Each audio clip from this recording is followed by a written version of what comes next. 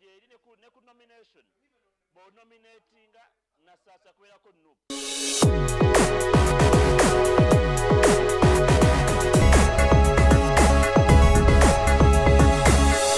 Alternative Dig Talk. Real issues, real talk. Fellow citizens, following the sequence of events, Uganda seems to be at political crossroads.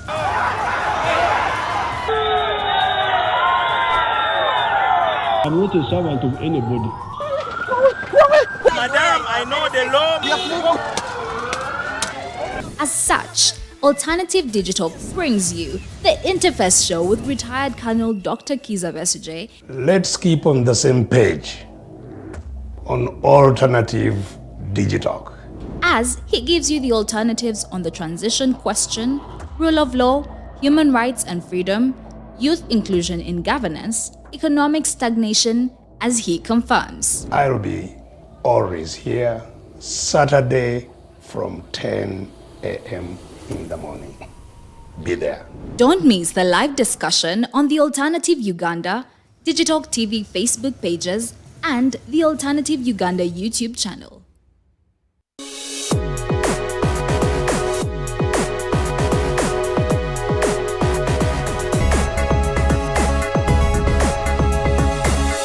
The Alternative Dig Talk. Real issues, real talk.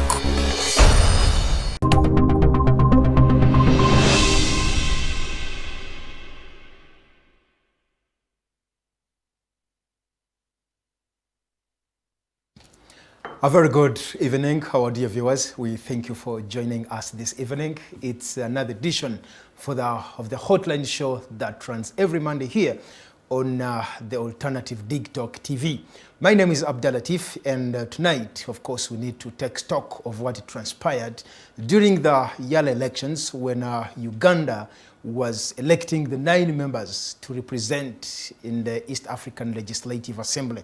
Of course, so many things happened, and many other countries within the region also did the same, with the exception of, I think, Tanzania and Kenya, who are yet to also do the same.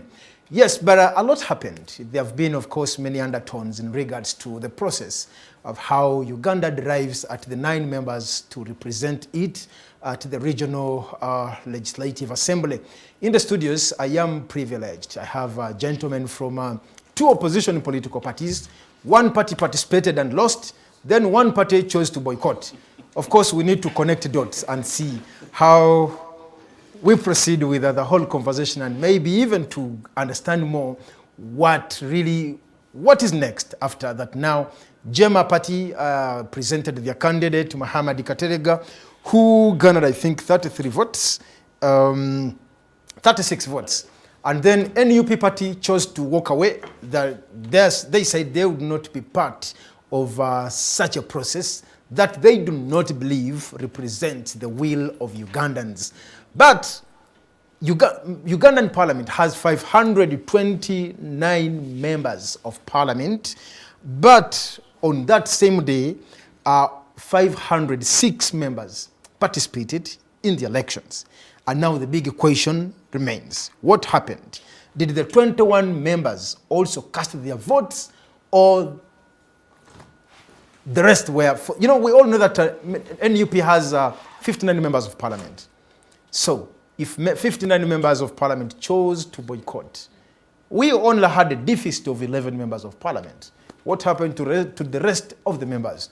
Well, in the studios, I am joined by Namakajjo Derrick. He is the legal secretary for the Justice Forum. I also have Mr. Rovans.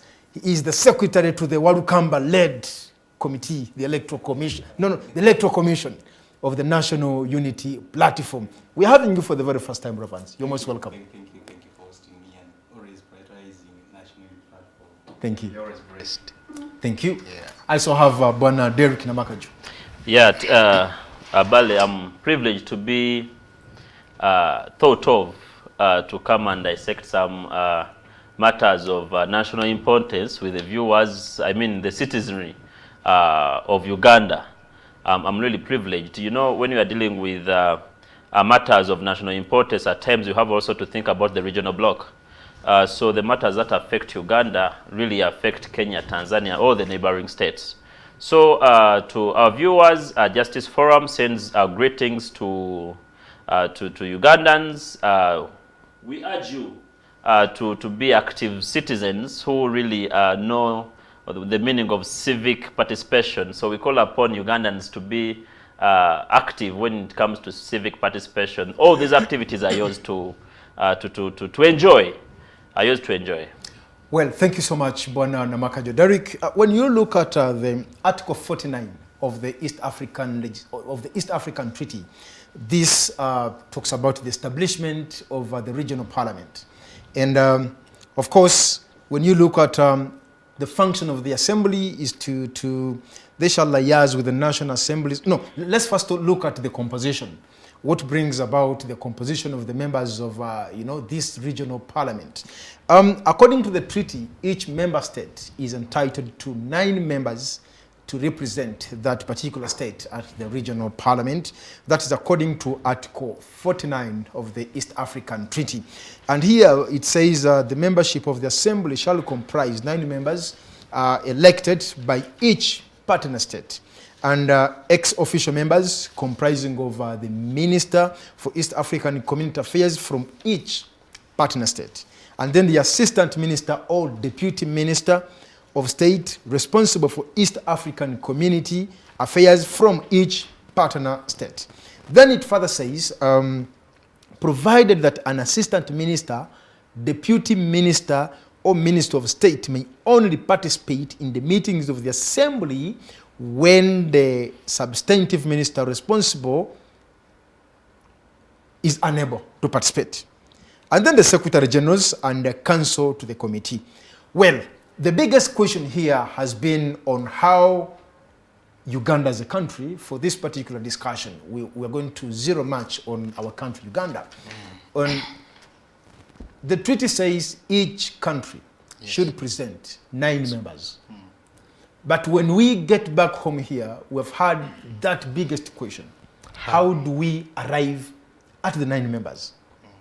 And then for the leading opposition party in the country, represented by Rovans tonight, chose to walk away, saying they will not be part of this.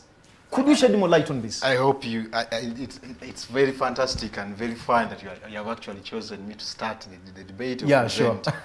After you have recognized that we are that not the strongest party, but at least the leading opposition party, but not only the opposition, but the only political party with the options. Only political party with options. Yeah, probably. Okay. In the sense of that, the real activities that we deliver to the nation. Rovans, I am Alex Lwanyaga Rovans. Much as Rovans sounds and has been a trademark for myself as a leader, as one of the persons that manage or sit at the Election Management Committee in National Platform, I really appreciate, one, for the responsibilities and the tasks that God has given to me at this tender age through the multi-party National Platform. Service is service. We are here to serve. Going back on the theme and the response, and the task that we are here to handle, we are handling East African Legislative Assembly. You may agree with me that EALA sounds more than East African Community. And why? Because in most cases, citizens of such states that form the East African Community only get connected whenever there is an election of the East African Legislative Assembly. And that is a challenge. The citizens only get to know there is East African Community during the elections. For the EALA members. For the EALA members. So for the 5 or 3 years or 5, all the 10 years that these people serve, there is that silence that the citizens not get to know. What do these people do? How do they serve us? What do they do? That means civically, people don't know what East African Community is all about. All they get to know, in fact, somebody was asking me, which one holds the other? Which one houses the other? Is it EALA that houses East African Community? And then you feel sorry for such a person. Because ultimately, the person that is, the organ that is concerned with with giving civic education to the citizen, say Parliament, has always kept quiet until the election for the same. Who is supposed to popularize the EALA, like, or the It East should have African been community? the people themselves or the citizens, not leaving it to the ownership of the member states, heads of states. Because President Museveni seems to be, I hear one of the member states was calling the other as the father of the East African community. Just because in the inauguration and the beginning of East African creation of federation, he was there. He has witnessed it He all. witnessed it all with Moi and the so-called Tanganyika, so forth. So he's lived to see, because of his overstay, he has overseen so many people come and go. So you imagine, people get to know more of the leaders than what the treaty talks about. Civically, citizens have not been involved in the process of bringing their own leaders that represent them. So East African Legislative Assembly would be a process that all the citizens or the member states within those states get to feel. How do these leaders come to represent us? Because ideally, the 9 leaders that join EALA represent me. Now you imagine, as NUP, what forced us to decline sending participants or candidates in the same election was the act itself talks of the shades of opinions in this parliament, all the member state assemblies, the shades of opinion. When you go back to how we have been delegating or sending leaders on different committees from our political parties, we only, in our own party meetings, adopt and pass resolutions that so and so is going to represent us, for example, at the Pan-African Parliament. This person does not go through a process of election in the whole parliament, but NUP nominates and then he's deployed on such a committee, for example. Imagine a situation if NUP has to beg for an election of the same to be deployed at a committee. We wouldn't have any other person sit on such committees. So it is the same background that we thought and made it clear from our own retreat that sat on 15th and 16th July in Namamve, and we resolved, or NEC resolved, NUP will not nominate any candidate in such in EALA elections. Based on that, or privy to that, National Unity Platform Parliamentary Caucus held a meeting and agreed not also to participate in the elections, following the resolution that had been taken by NEC members, by the NEC, or the topmost organ of the party. So the caucus, those that would be the voters of the same, also followed suit of the same decision. Rovans. NEC took. Rovans. Yes. I like it when you say that NEC Yes. sat and they resolved not to participate in this. Did you make some prior attempts, maybe to put right what you believe is not right, before you chose to boycott?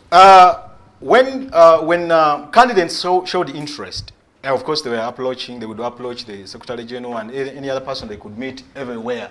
Some of them had even mobilized, or they were moving, looking for votes. Because, you know, it's a very fragile process that candidates or those that wish to join those elections have to look for votes from the constituencies of the MPs. In fact, some of them go deep their pockets to get money, contribute to some of the functions or some of the projects managed by MPs, so that they appeal or they appeal for their own votes from the MPs. So we could get people coming through showing interest of the same or desirous of the East African representation. But then, based on the egoism of NRM, the decision or the way they were saying we are not friendly forces with them, and rumors had it, they were not willing to allow any other NUP go through. No, that's not my question. Yes. My question is, did you make some attempts to put what you believe is not right? Maybe you write to them that, please, this is not right, put it in order before we participate. In the background of the same, you remember in one of the plenary sessions, the leader of opposition stood and presented that under the current circumstances and the guidelines as they are, unless rectified and amended, we seem not to have any way or any chance or any way to go through. Until they are amended, NUP might not participate in the election. So there was no response from the committee concerned of this same election, because there is a separate committee in Parliament that is charged of managing the process of election. Well, and because of their negative response, NEC still had to sit and then respond. Thank you so much. Attempts were done. Thank you so much, Bwana Alex Lwanyaga Rovans from the mighty part, as he says, the National Unity Platform. Yes, I also have Mr. Namakajjo Derrick. You have one member of Parliament. You chose to participate in these EALA elections. Did you expect magic to happen? Or one time you were mentioned as one of the good DPs and then the good GM. What happened, sir? It's not expecting magic to happen, but rather it is doing what's right to be done. Okay. Unlike what my brother from NOPA said, he started by saying that the only party with options. So I'm wondering why when it came to EALA, they were out of options. One, I happened to be once an aspirant for EALA in my respective political party, and I came up and I contested. I showed interest because I knew and I know how to maneuver through the process of becoming an EALA MP. Some time ago, around March, when with my comrades from FDC, PPP, among other political parties, we came up and petitioned the Parliament, the Speaker of the Parliament of Uganda, and that petition is all over. It is almost now a public document that please, we dearly notify you not to repeat the same inconsistencies, irregularities, and illegalities that has been judicially noticed all over the previous years as we come up to elect the EALA representatives. We gave a copy to the Chairperson Rules Committee, to all the chief whips within the House, and also to the leader of opposition. We took another step of paying a visit to the various political parties, most of Secretary Generals. Okay. And we had talks with them. Including NUP? Including NUP. Okay. I remember the day that NUP had a caucus at Parliament during the time when we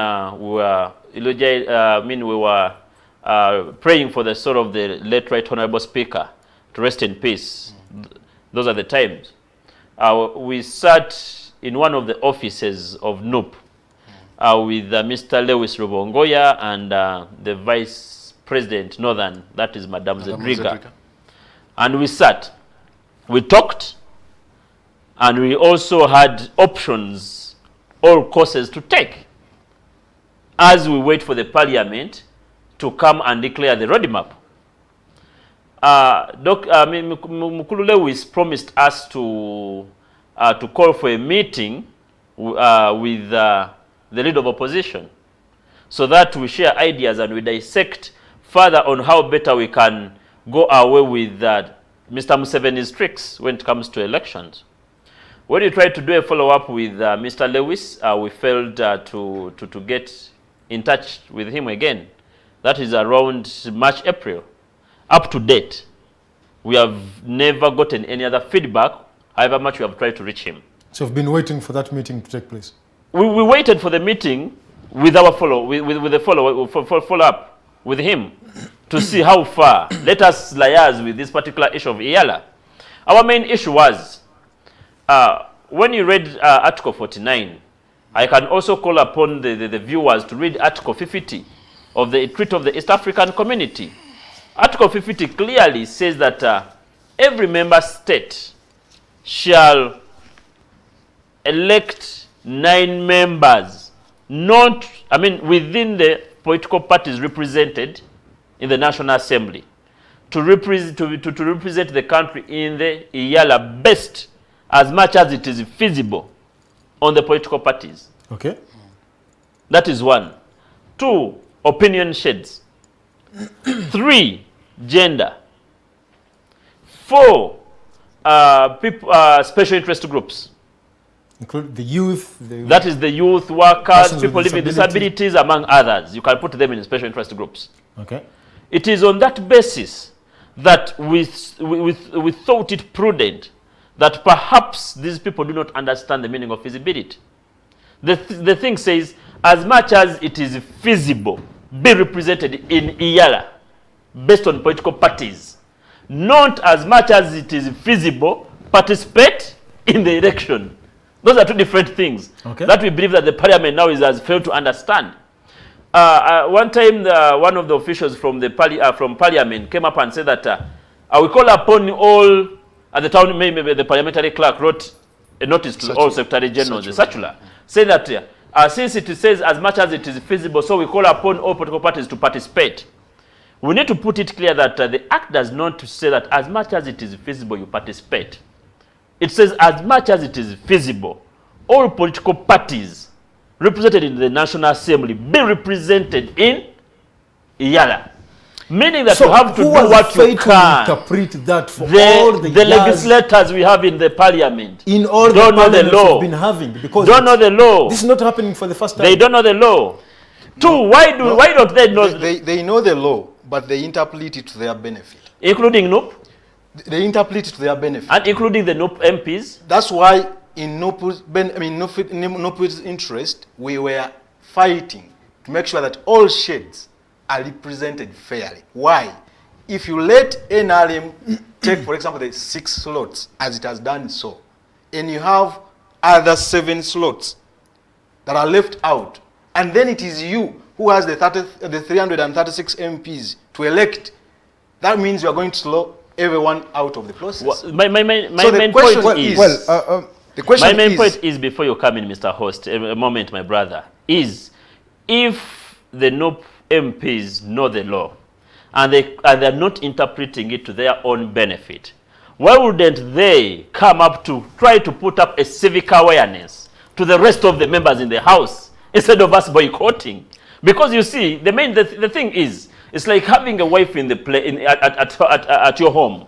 The wife goes to the market to buy mukene, comes and prepares mukene, then boycotts from eating mukene for you.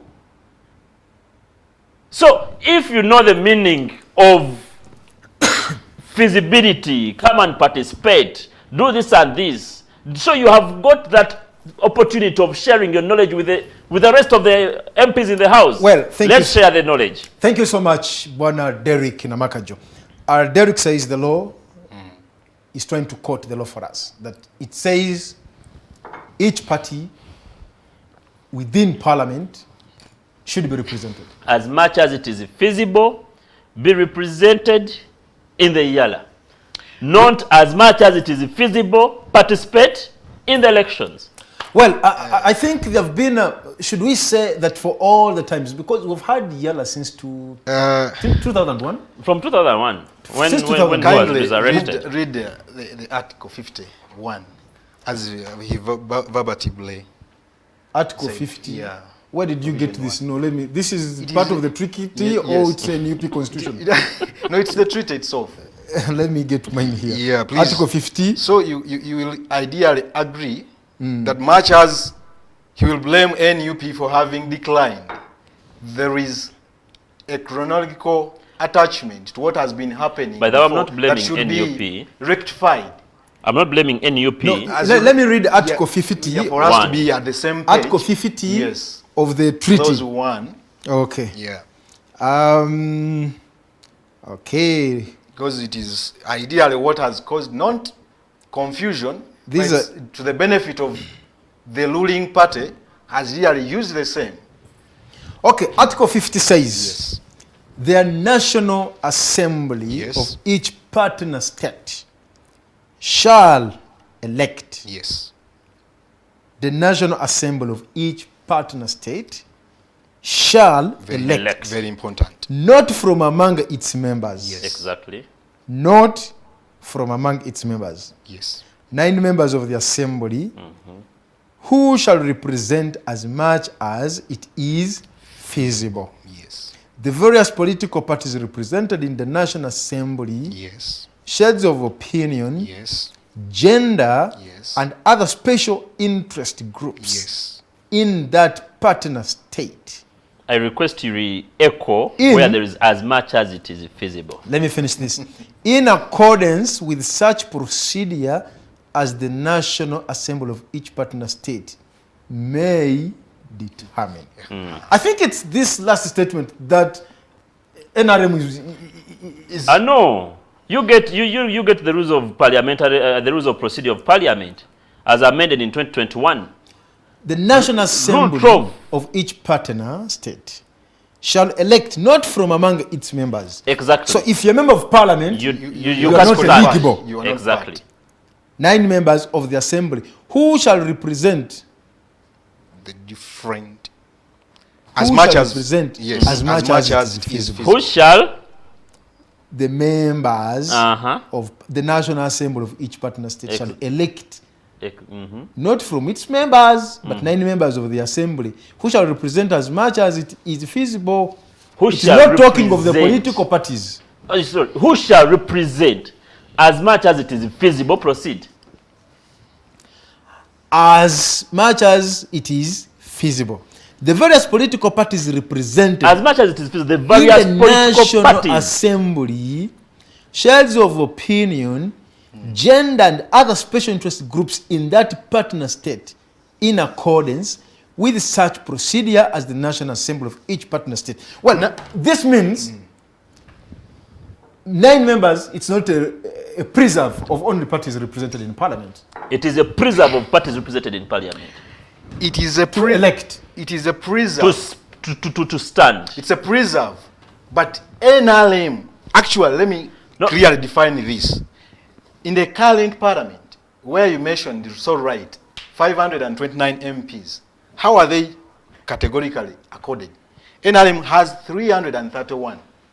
Independents are 90. As is procedure, But- you can try to get us the rules of procedure of the parliament. I show but one provision. the special interest groups, where we have the UPDF, 10 of them, the elderly, the youth, the workers, they are all under the NRM political party.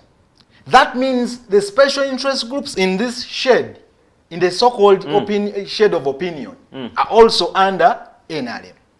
So they will never be represented when it comes to interpretation or interpreting the same clause or the same Act 50. Because special interest groups, as they would have been represented in this formation, they are under NRM. I pray to first get this Now, right. yes, I pray to first get this right. Because I believe we're trying to maybe understand it differently. When they talk about as much as it is feasible, represent, it is not to represent those persons within the parliament. That's why I The say first it's not keyword- a preserve of only parties represented in parliament. Let me first make it like this. The first keyword we have to know as we have to proceed. participate in the EALA is that we have one ecological party, right? Which is in existence even under the laws of Uganda, but it does not have a member of parliament in the house, But wishes to participate. but wishes to participate. It cannot, because it is not represented in the National Assembly. So the preserve is only for those with members of parliament in the National Assembly to participate. That is the first key point. that is very okay. I also agree with you. 2 is, upon knowing that, for example, we have 7 political parties in the parliament, inclusive NRM, out of the 9 positions given to us by the treaty, we remain with 2 positions. So if you are to interpret as much as it is feasible, represent the various political parties represented in parliament, meaning that ideally each political party, the 7 political parties, would nominate, Yes. send the person to the house, be endorsed, and sent to EALA automatically. Now, I am in agreement with your submission. Because it is the same that we started with, asking that you cannot leave out the 7 political parties. Because for NRM, for example, to agree to vote any any candidate nominated by any political party, you either have to be co-opted or you have to kneel down before them. Like they did. Which ones? The Jema. Were we voted? You were not, but the probability of Did you we winning vote? was No! 0 to You 0 see, because you see, let's understand this clear. He has said that they knew and understood the fact that every political party has to send one person, right? not per se sending. What Nominate. the argument we had is NUP nominates its own candidate when it comes to law position. Information. Imagine if NUP left the law position to be elected by the current. No, come back to EALA. Come back to EALA. It is the example I am giving. We cannot be seen for NRM to be the ones concerned with electing the opposition representatives for EALA. But what does the law say? The law should be amended. It is the reason to what? Allowing the opposition political parties elect their own. What does the law say? I think you just need to advocate for proper interpretation. Partner state as may determine. Why is it the determination? Why are they determining that they will take the 6th slot? As I was saying, Mr. Host, yes. Help us read Rule 12. You are going to as rules. I told you, You are going to the rules procedure. of procedures. Rule We are 12. talking on the act. No, I know the act says the act, as they may determine. The treaty says yes, as it may determine. Yes. Also takes you to the rules, right? As they the last determine. statement. As they determine. Rule 12. Before you read Rule 12, read the last sentence of that article. The last sentence says, such procedure as the National Assembly of each partner state may determine. May determine. Meaning that Article 51 takes you to the rules. So the question is are the rules talking otherwise, or Now, they are agreeing with Rule that? 12 Let's says, read Rule 12. From the rules of procedure. Yes. Election of members of the East African Legislative Assembly. 13. Election of members. No, sorry. Rule 12. Rule 12. Is it the 2021 amendment or the 2006? Because I want you to give me some This time. is 2021. Exactly. So read Rule 12 or 11. Rule 11 says parliamentary commissioners. 12. 12 is. 12 2, 12 1. Just a second. Let me go to. Rule 12. Okay, sorry. It's Rule 12 which talks about we who are election of members of what? the East African Legislative Assembly. The 9 members of the East African Legislative Assembly Right. representing Uganda Yes. shall be elected by Parliament. Not from among members of Parliament Adhering to this. representing as much as it is feasible. Right. The various political parties represented in the House, shades of opinion, Yes. gender, and other special interest groups in Uganda. Yes. 2. 2. The election of the members to the East African Legislative Assembly shall be held in accordance with the Schedule rules 4. set out in Appendix B to these rules. Exactly. Then 3, members of the Assembly shall... Okay. No, that is enough. So my point is, show me if any the difference between Rule 12 and Article 50. And the treaty. If there is a difference, It you was tell me the actually copy and difference. paste.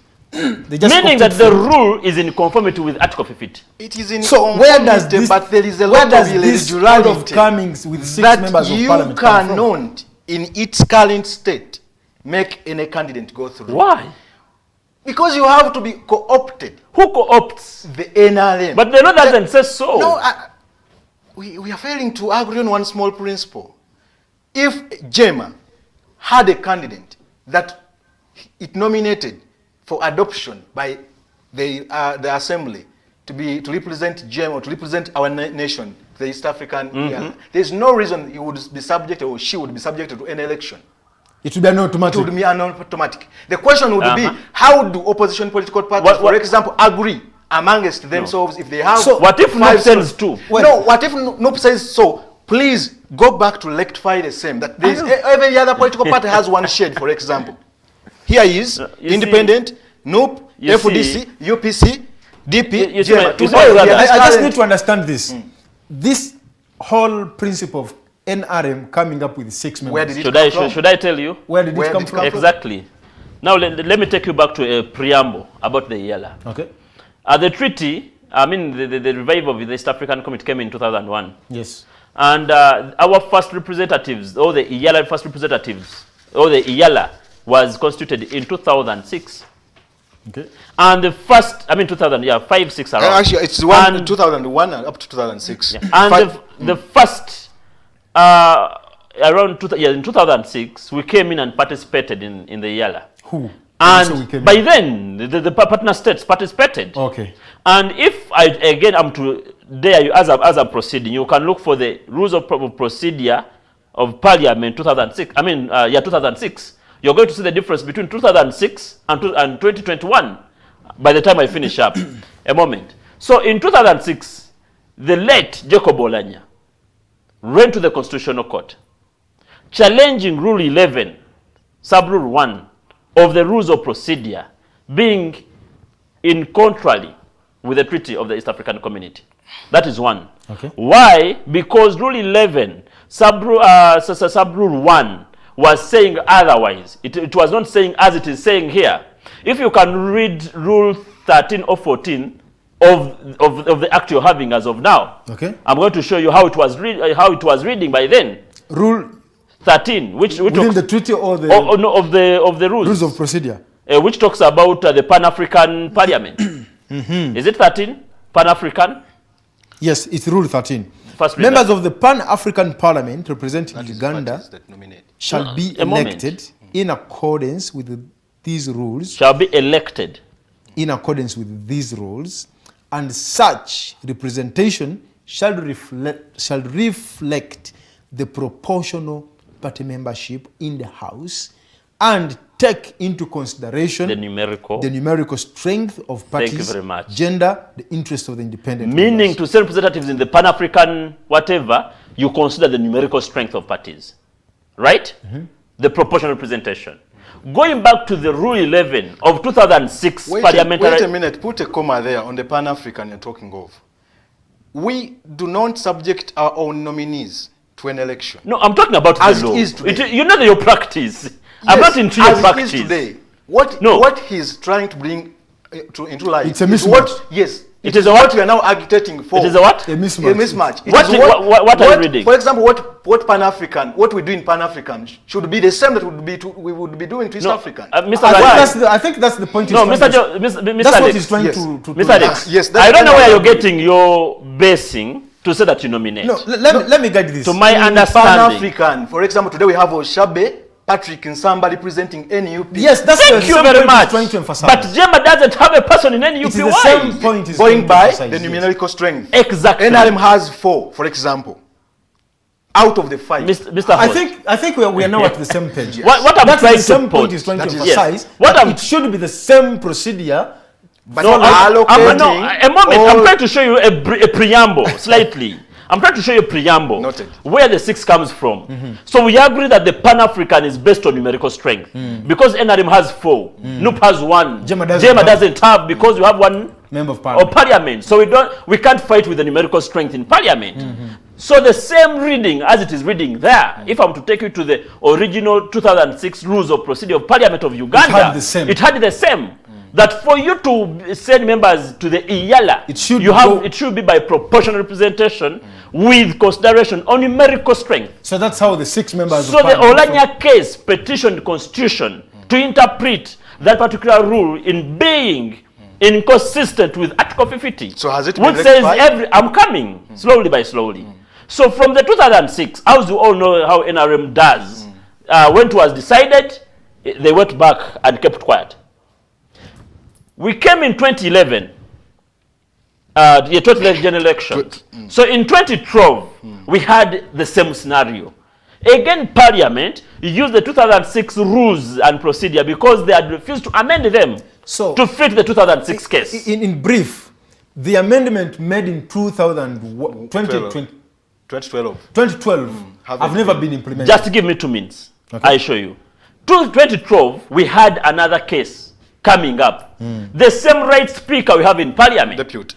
Now the Speaker, Anita Among, we have the Anita Among's case, which came in mainly to interpret the meaning of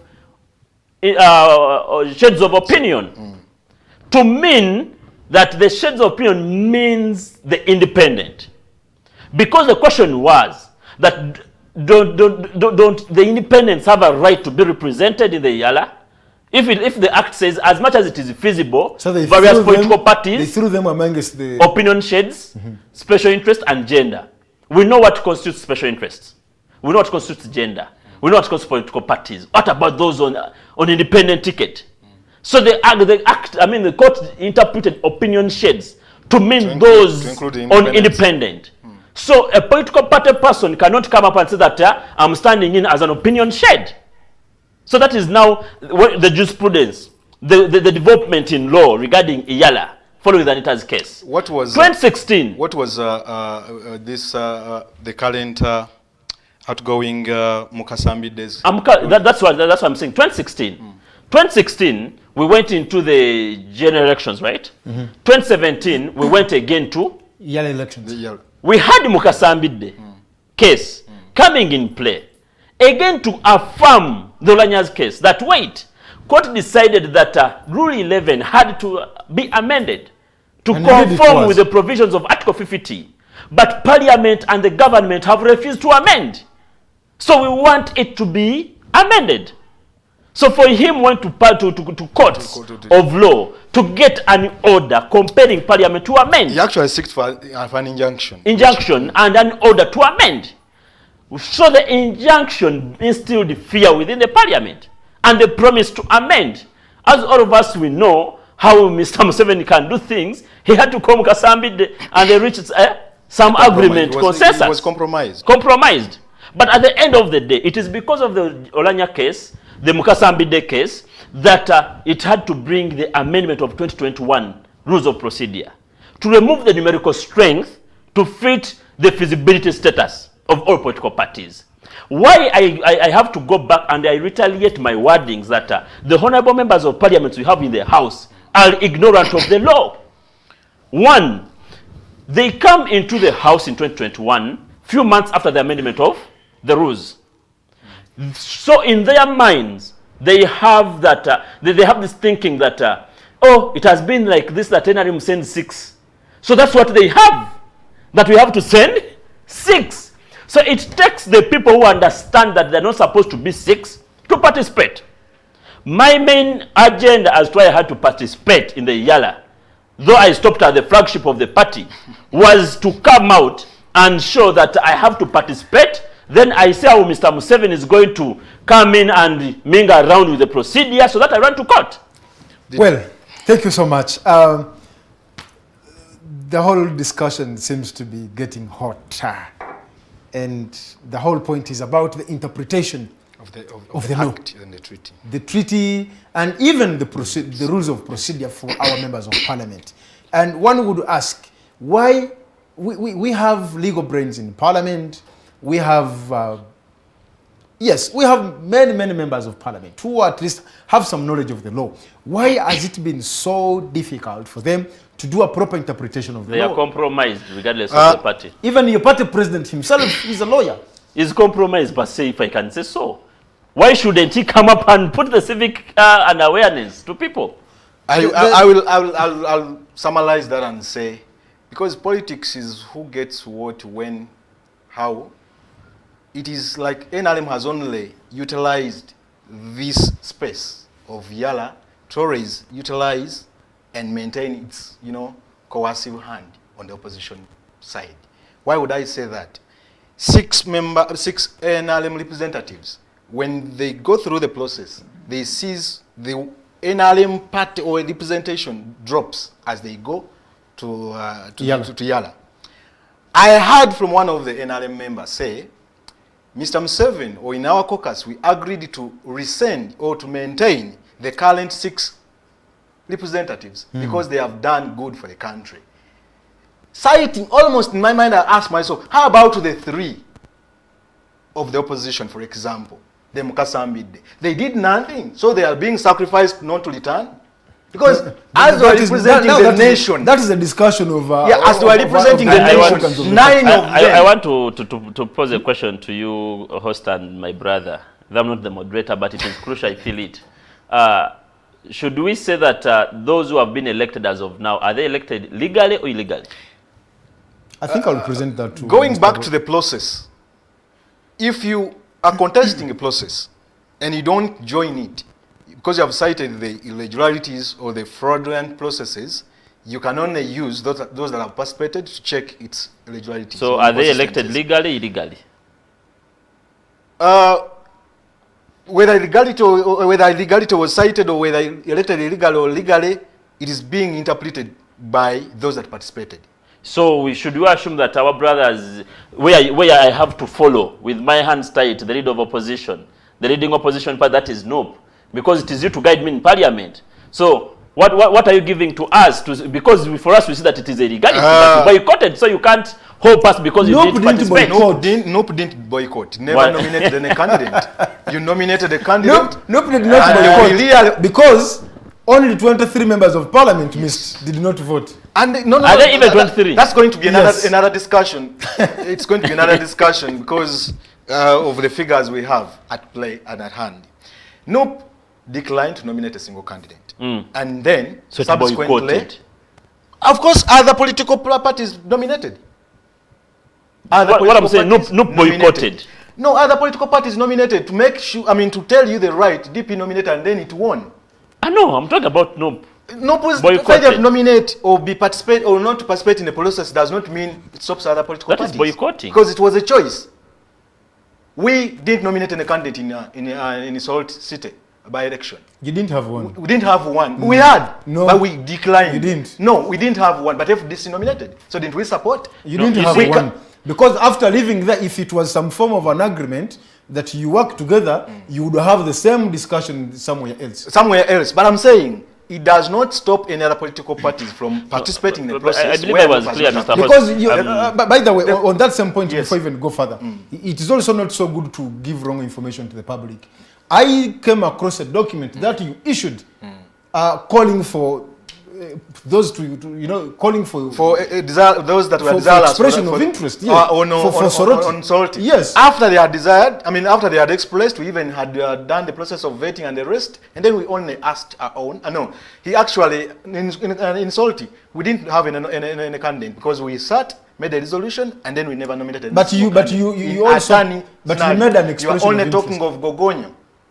Well, let's get back to the issue of the EALA elections. Yes. Now, if this process, like both of you are citing it, there's so much of irregularities and misinterpretation of the law and how the whole procedure should be conducted. What do you think would be the best alternative for NUP as the leading opposition? Because when NUP takes on the mantle to lead the opposition, we believe that you should give direction to the rest of the parties within the opposition. So, what would be the most appropriate way as a leader to act in regards to such an election? As the party with options. Because he cited me and quoted me for having said... So you give us the option about the EALA. We actually, as we are declining, as we cited the irregularities and the inconsistencies in the elections that we have... Because this one is the 5th assembly. There have been 4 assemblies. Yep. The outgoing is the 4th assembly, if you agree with me. But when you check the records, most of the outgoing, the outgoing regimes or assemblies have always been given 2 chances to serve. Like it is so happening, NRM is giving another chance to the... It's just a tradition, but it's not mandatory. It's a tradition that has been adopted by the same ruling by parliament. Okay, parliament. But not mandatory by the law. But the majority, or those that say are the majority, we always no, but not mandatory by the law. It's not mandatory. So it's the inconsistent we should rectify. No, it's you can't stop someone from... It's just a tradition. Okay. Because if one chooses to stand for the second time, it's not bleaching. Why would the tradition be a bad tradition on a state? No, the tradition is something that has happened time and again. So not because it is right or wrong. So if I represent my family twice, is it a bad reputation? Provided one small space and gave all the political parties in their own shades of formations, please caucus and agree to the position. Are you nominating any candidate? They actually had 2 different sittings. I don't know. NUP as a party? No, NUP did its own. Other political parties, FDC, DP, did their own, and then later they merged and formed one caucus decision. But then they didn't agree not to front candidates. Okay. So political parties nominated their own. But remember, there was a decision taken by NEC, as I said. So if political parties decided to nominate their own candidates, with all the irregularities, with all the unfairness in the process, would you stop them because you are opposition party? You are the leading opposition party? No. You allow them to proceed and try their luck. And here we are. They tried their luck, and 2 independent leaning NRM, because the 2 of them have been in the previous parliament. Jacqueline has been in the 10th parliament on the NRM ticket, citing I mean, putting aside all the JEMA leader, putting JEMA, DP of course won because it has already been co-opted. UPC, actually, because it has been in overstaying marriage, now they have a new wedded wife.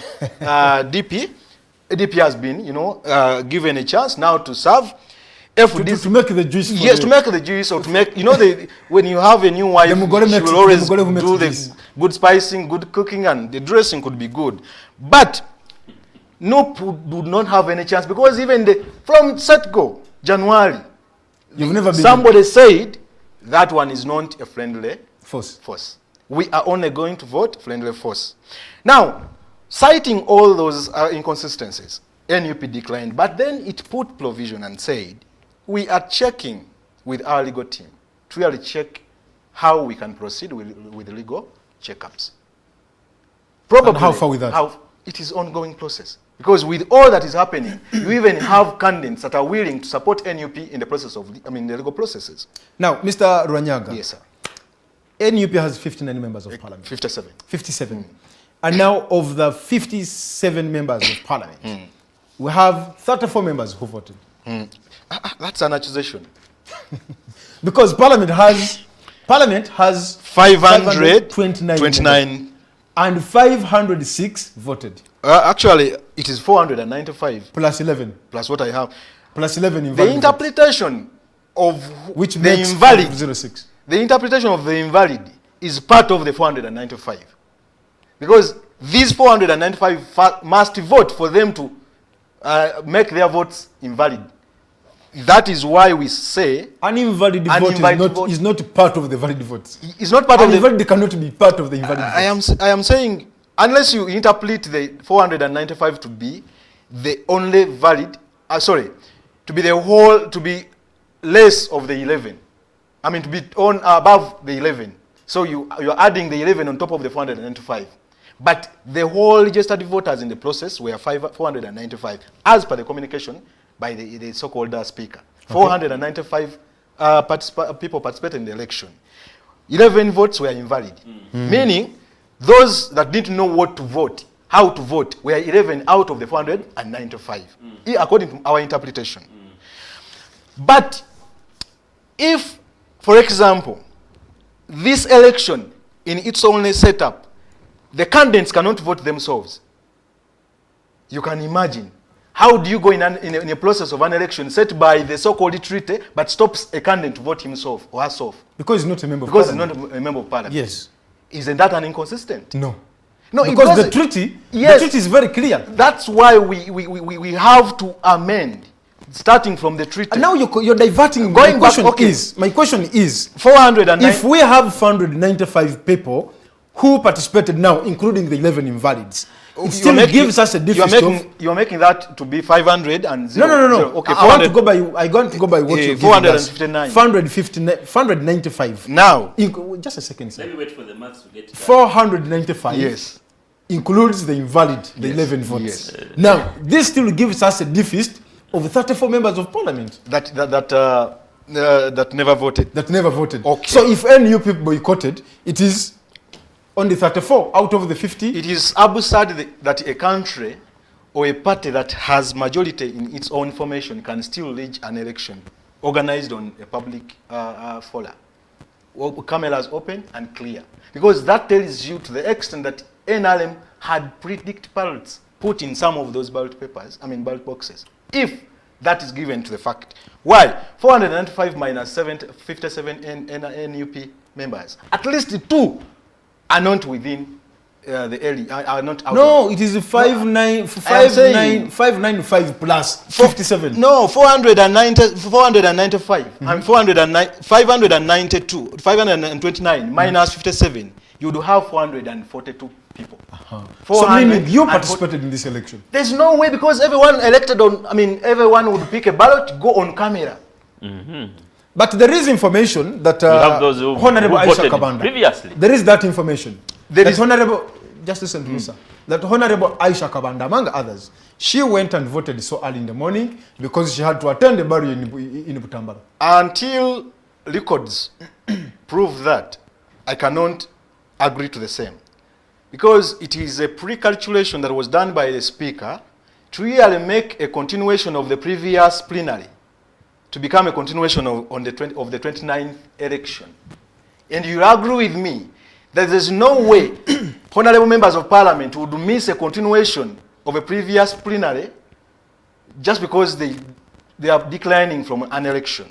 So most of the NUP MPs were seen around the parliamentary premises, but they never participated in the process.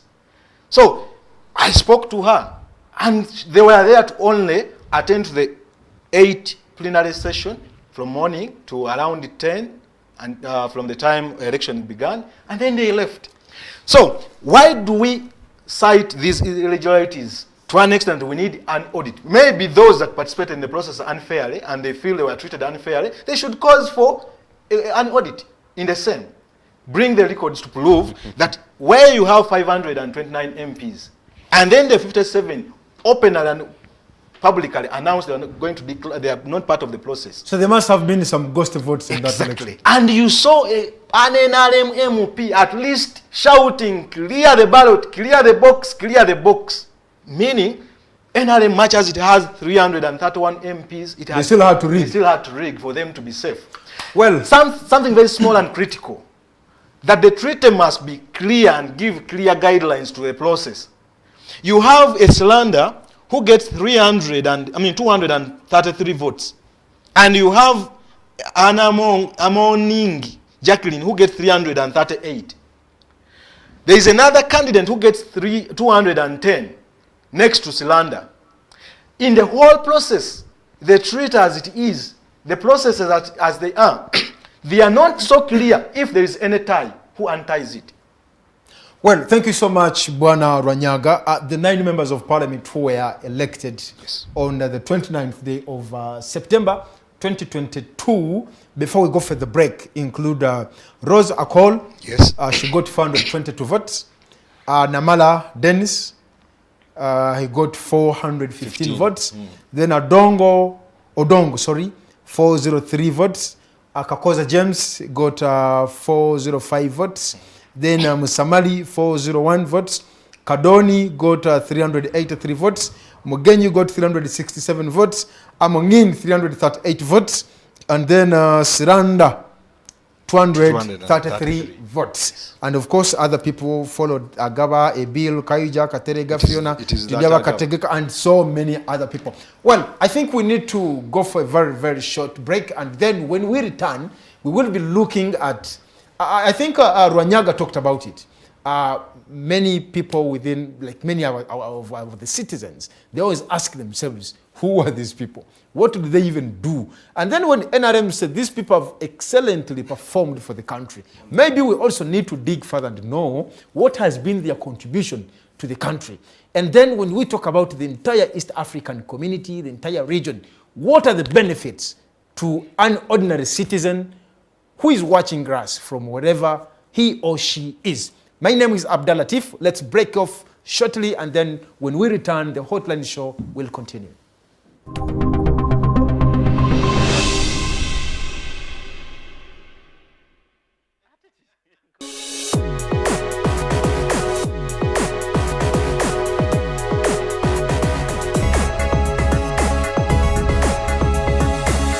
The Alternative Dig Talk. Real issues, real talk. Fellow citizens, following the sequence of events, Uganda seems to be at political crossroads.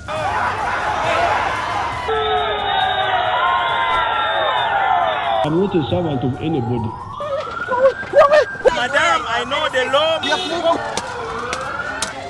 As such, Alternative Digital brings you the Interface Show with retired Colonel Dr. Kiza Besuje. Let's keep on the same page on Alternative Digital, as he gives you the alternatives on the transition question, rule of law, human rights and freedom, youth inclusion in governance, economic stagnation, as he confirms. I'll be always here Saturday from 10 a.m. in the morning. Be there. Don't miss the live discussion on the Alternative Uganda, Digitalk TV Facebook pages, and the Alternative Uganda YouTube channel. Hello, you beautiful Ugandans. It's your girl, Teddy. Welcome to the fancy floor.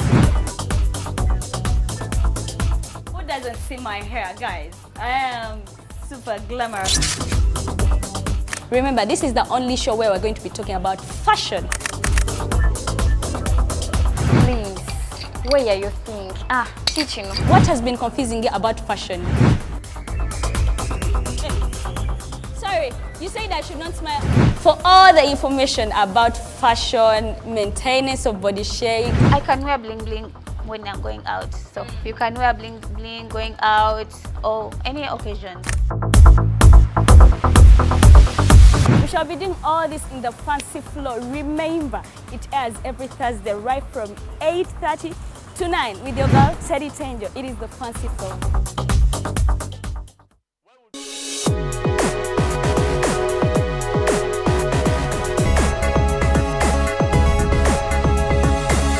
The Alternative Dig Talk.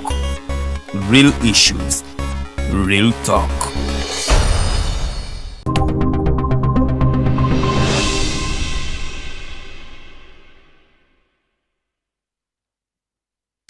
Welcome back from that short break, and of course the hotline show continues.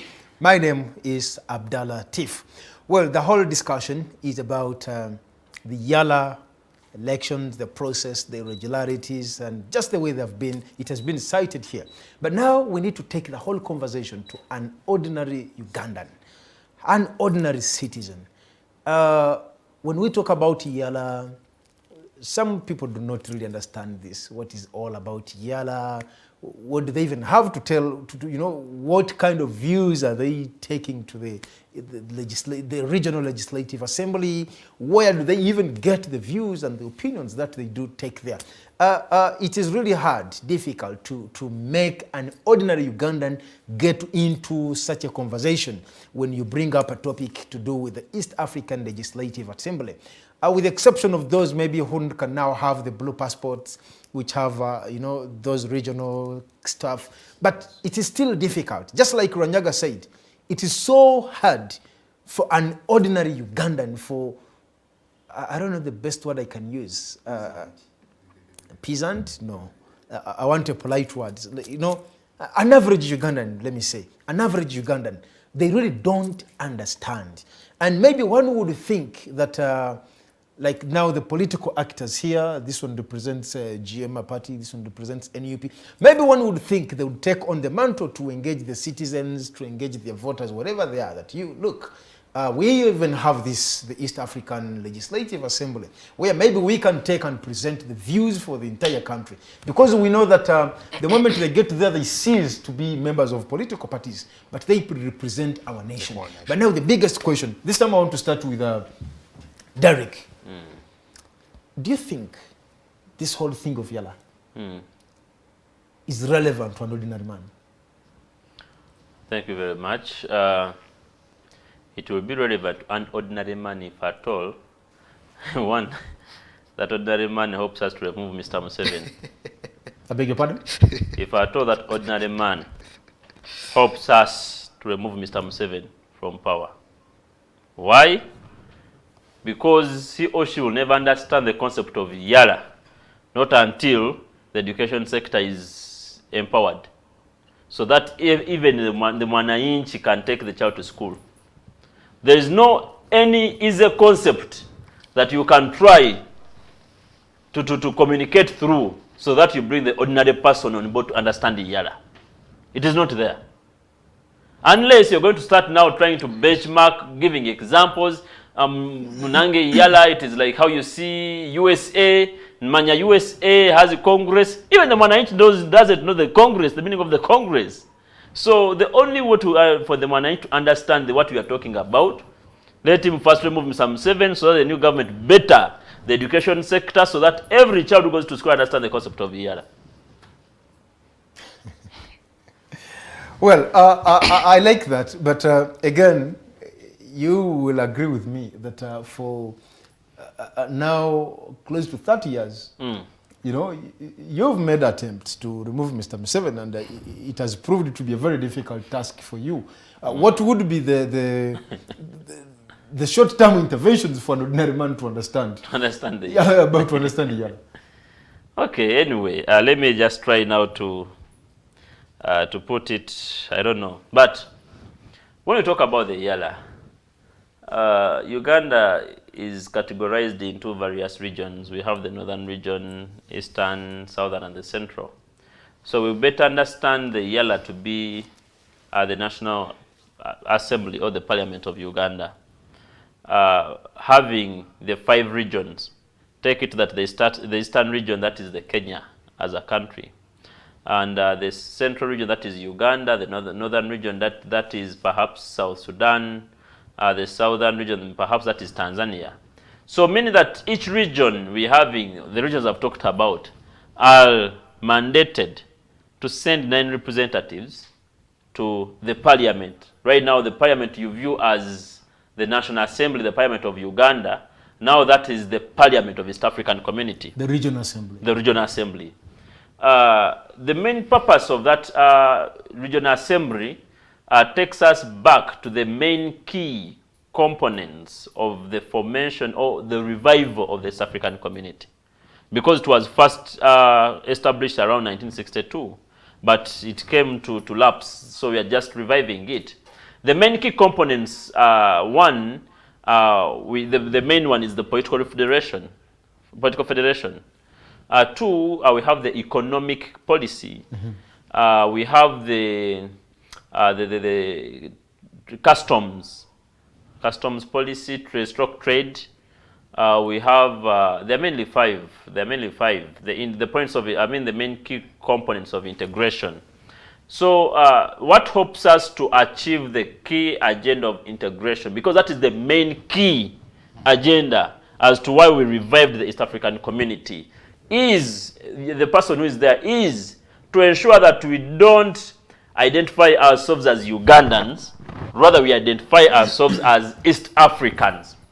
That is why, as of now, the host has talked about the blue passports, having the East African Community. So we no longer have the Ugandan passports. So now we are using the East African Community. That means that the person with the East African Community has a green pass, a free way to Kenya, a free way to Tanzania, as long as that particular state is a member state of the East African Community.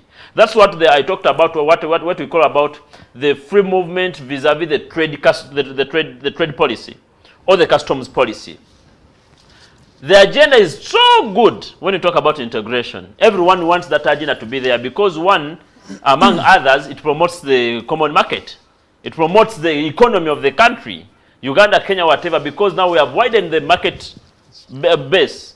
A person can go to Kenya and sell goods, whatever. But however much it is still so ideological or rhetorical, because the idea is good. But when we come to the reality world, it cannot be achieved. Derrick, when you talk about the 5 components of the regional integration, and then of course there is the economic element of it, then the political federation, and this is where I have a problem. You see, one would assume that for any federation to thrive, there must be some common grounds. Exactly. Of some common standards. For instance, you go to Kenya, they have 5 terms, they have age limit, they have term limits.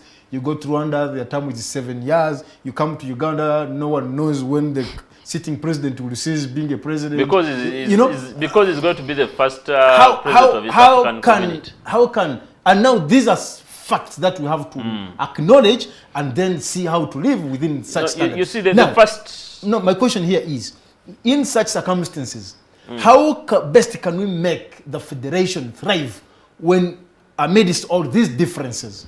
As of now, we cannot say that this is how best we can make it thrive, because we went past that, according to me. Because if you are to do an integration, you have to carry out an integration, you have to first ensure that the social integration has been done. Okay. And when I talk about social integration, this is where if you are to go to Kenya, they will speak the same language with those in Acholi, with those in Mbarara. Because the main key thing is, one, if I'm doing business with a Kenyan, is it easy for me to communicate? so that I empower the economy of Ugandans and the Kenyans. That is why, in terms of the key components I talked about, economy comes next to political federation. That where there is a strong economy as East Africa, it is based on, it comes from having a social integration that you can easily communicate with Tanzanian. But right now, if you cannot, as Tiff, communicate with the Tanzanians, so there is no social integration. Thank you so much. Briefly, onto that particular point. So we cannot even achieve the political federation as of now, as the East African Summit, the whatever committee summit, comes out to say that by 2030, whatever, shall be having the political federation. Mind you, even in 2019, they say that by 2024, we shall be having common currency, because we shall be having the East African Monetary Fund, the bank, by 2024. That is the agenda they set forth, but when 2022 it has come to pass. What are we seeing? That we are going to have common currency as the East African shilling? So if even we can't have the East African community shilling, can we have the political federation? Lastly, is if they say that we have the economic integration, that it is easy, you can take your goods to Tanzania, you can take your goods to your Kenya, but over years you have seen that even the maize of Uganda was bounced back. Many goods from Uganda bounced back. But to note is you can't even be a person offering services and you take it to Kenya. The treaty says there is free movement of goods, services, and labor within the East African community. But it goes on to say, when you read section 11 of one of the rules, it goes on to say that that shall apply if at all the East African community comes up to put the regulations in place to regulate so. Up to today, over now 7 years, ever since that was passed, the East African EALA, the East African Legislative Assembly, even those people that are saying that they have done good for the country, those who have been there, have failed even to do a small thing of putting the regulation in play on how to ensure that you, Tiff, who is a media person, a journalist, you can go to Kenya and you put services. Me, an advocate, I cannot go to Tanzania to practice from there. Because the Mukasa bidders have failed. Thank you. I want to pose the same question to Rovans.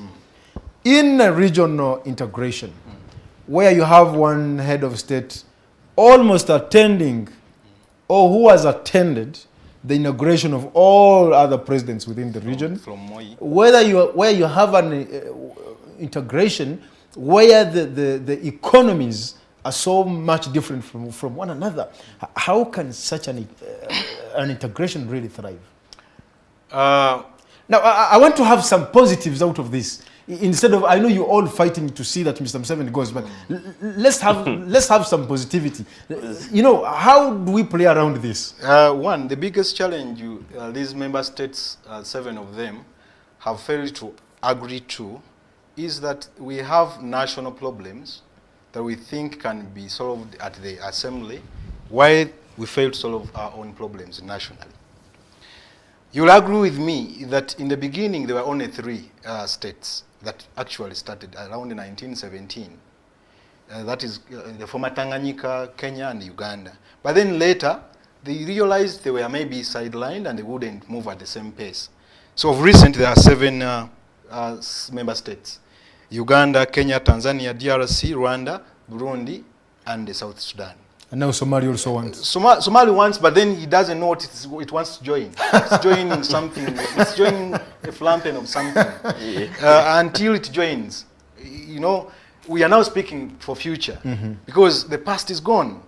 Here we are that we should do better things and better planning if you want to achieve out of this integration. I was in Kenya one day. They still respect the one shilling. Today you'll meet a 500 coin on the way and you will jump or leave it because it has no meaning.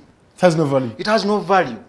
So how do you integrate with porridge and something, and then you feel like he was saying, there are things that we cannot trade with them.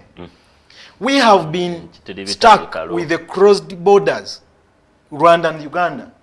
It didn't take any council, not even a EALA minister, not even an MP or a EALA representative to go to Rwanda to speak to that so-called president. But it took a child who went and met one of the member states or one of the leaders and said to the uncle, please open the boundaries. Where was EALA? Where were the ministers? They cannot pour So they cannot do anything just because we have small challenges that we cannot solve using the same umbrella called EALA. The objectives are so clear. Single custom territory. Who wouldn't love to, to be trading goods all together within these 7 freely? Who wouldn't? Everyone would wish. If I grew maize here and there's no market, please give a phone call to somebody who is in Rwanda and say, my maize is stuck here. Kindly, without paying any taxes, clear the way. I move. And that one is a very... No, not without paying taxes, without hindrances. Probably without hindrances. Yes. But at the end of the day, we hear free trade zone happening somewhere. Who are the beneficiaries? Those that are trading some other products. Milk here comes at free. No one pays. I am told students that are going to start taking milk in schools, it is at a cost paid by a child, by the parents. But it is somebody's product that was sold and exported to Kenya. It is only returning in a different product paid by the parent in the name of taking milk at school. As if the parent cannot buy milk at home. And do you know what? The child pays, government pays 3,000 as school fees for a child in UPE. But a parent is going to pay 15,000 or 20,000 for milk. So what is more expensive than the other? Milk? Okay, that left alone. Attainment of East African single currency. As I said, it's a good objective if the implementing part can do its job. 3, strengthening regional peace, security, and good governance. Here we are troubling with somebody who can even pick people on the road broad day and says, I have them, and you can't do anything about him. You would have, moved on to East African Parliament to say, okay, here we are stuck with somebody who is doing bad on us or on the people. But when you report, it will stop there, because even in the process of creating the so-called justice, is it the East African Court of Justice, you will hear who is nominating who to really rectify the, or integrate. Lwanyaga, I think whatever you're talking about, I have no objection on that. The treaty, the agenda, the objectives, they are really good. And, any Ugandan, any other citizen within the region would really love this. But my question is, amidst all these challenges, the way you've mentioned them, how best can we make this entire federation thrive? I think we must involve the stakeholders called the citizens. Okay. There is no way a failure, an MP, for example, who participated in the general elections 2021, fails to make it through at a constituency level, from the 20,000 voters at a constituency level, but comes and wins from the parliament 500 voters, he wins and goes to represent somebody, the ideas of the nation. The people must be involved as we bring out these leaders. Involve the citizens. How? We have had schools teach European history. Have we had any implementation of East African history? For us to know, if we did this, maybe progress will be tangible. You have not seen that. But what did the old man do? Is to remove civic education from schools. But schools have been, children have been studying the Kenyan history, politics, and all that. Surprisingly, we have even heard from Parliament, they have even, from East African Parliament, they have now legislated and agreed that we must start teaching students Swahili by force. Who is going to meet that cost is the parent. Because I am old as I am, I don't know Swahili. Now I must start slowly to say, East African Parliament decided that you, my child, you must start Swahili. Where did I get involved into the process of agreeing that Swahili is going to be the national language? The things you studied, whatever you studied from whatever levels you started, were your parents involved in the syllabus? It was a national decision that it's going to be English as a national language. Now, East Africa, which we are aiming at integrating all of us, you are not involving the citizens. But you are saying now, because Kenya and Tanzania are good at Swahili, you, Uganda, and the rest of the other countries must come on board, but you have not involved the citizens. You are a man from the party of, you say the party of option.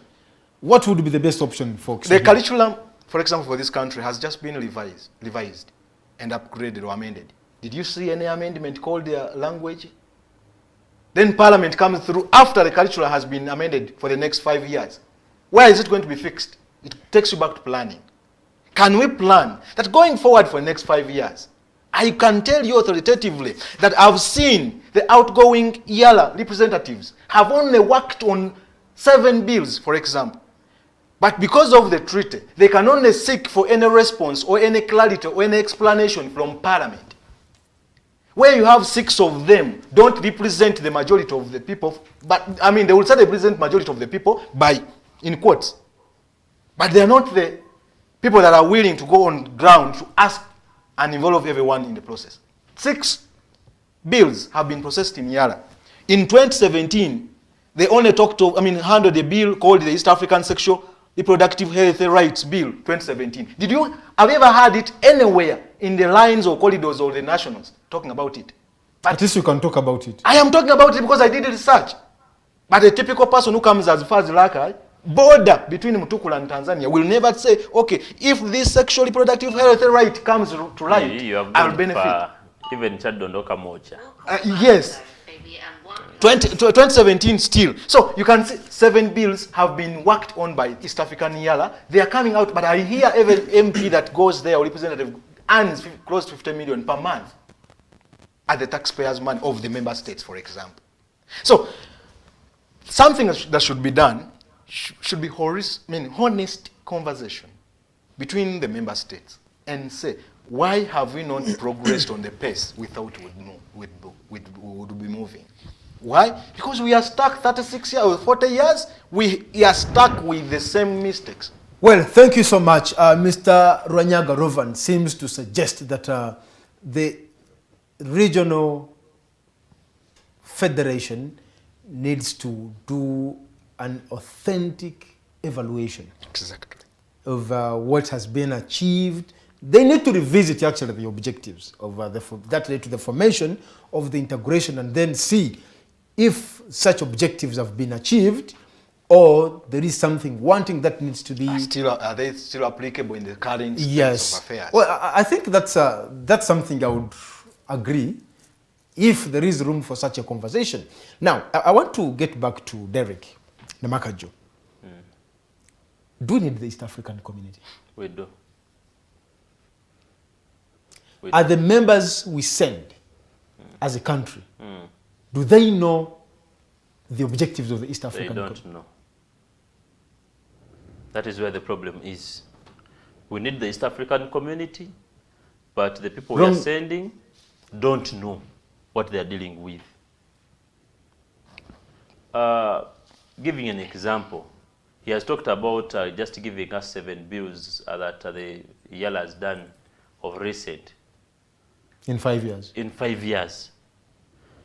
Recent, the National Assembly of Uganda, a month ago, issued 7 bills to be assented by Parliament, inclusive the Anti-Terrorism Amendment Act, the Partnership Amendment Act, the Sovereignty Amendment Act, among others, in 1 year.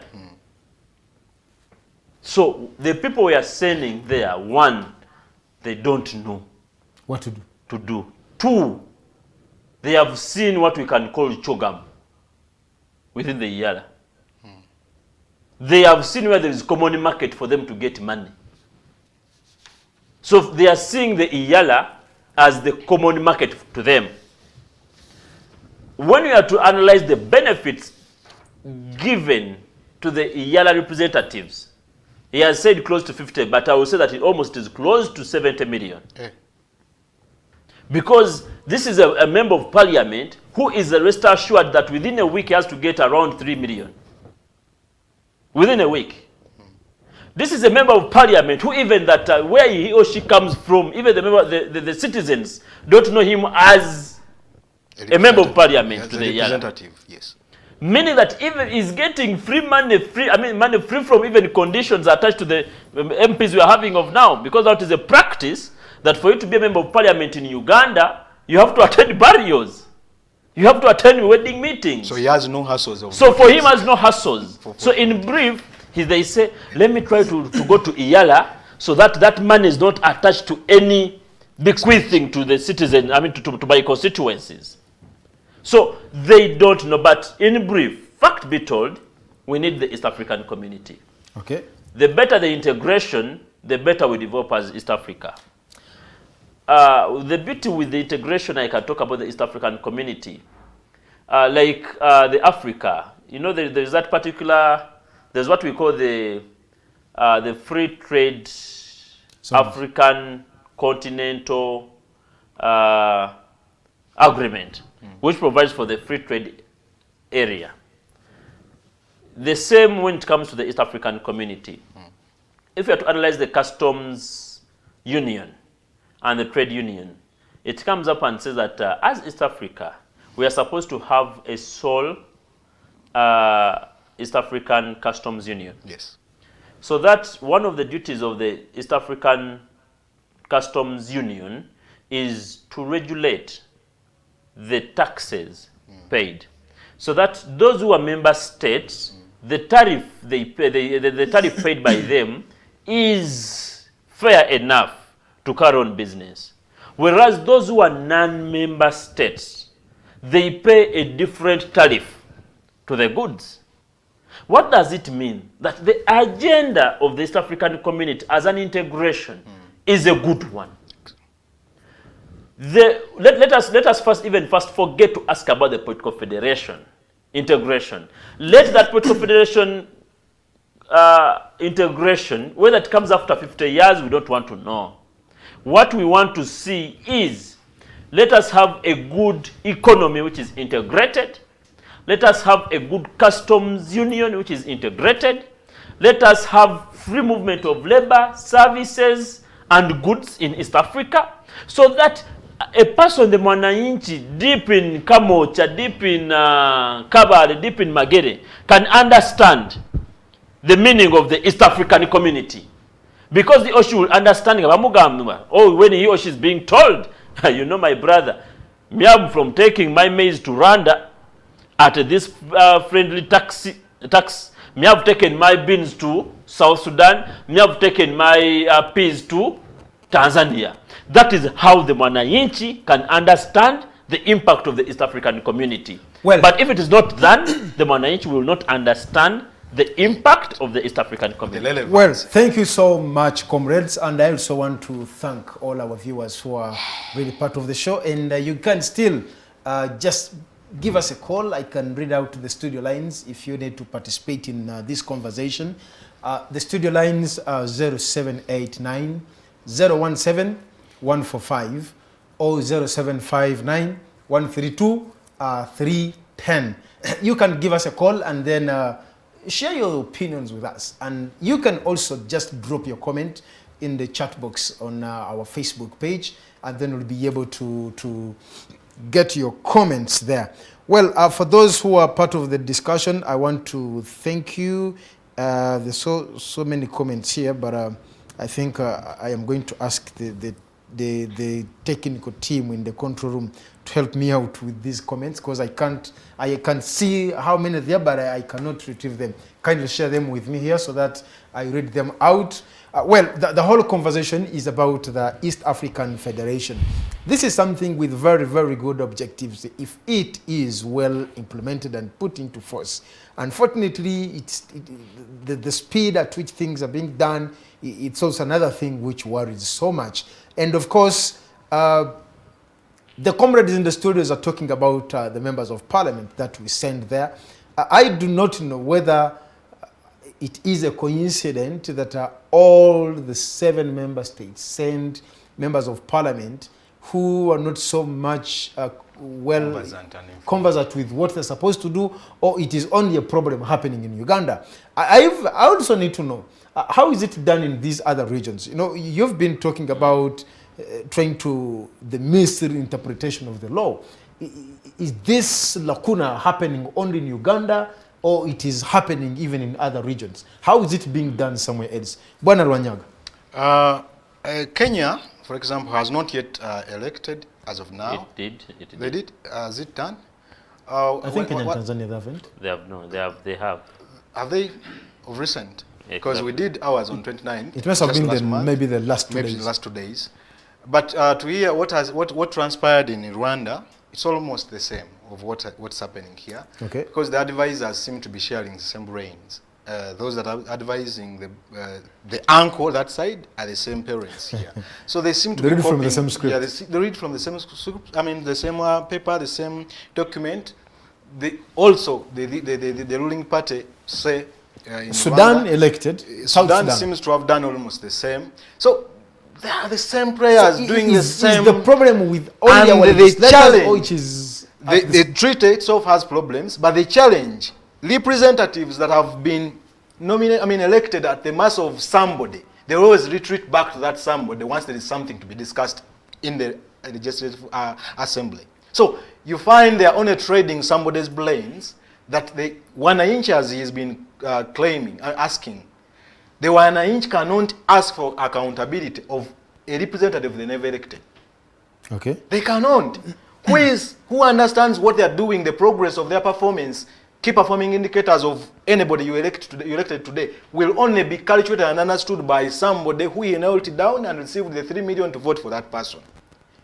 So once we don't have an accountability process to ask the people that we nominated, we shall always remain in rhetorics and cries. Well, but something can still be done by probably asking the state leaders, I mean, these are the leaders of these states, to really improve on their thinking. That beyond you are these states, beyond your boundaries.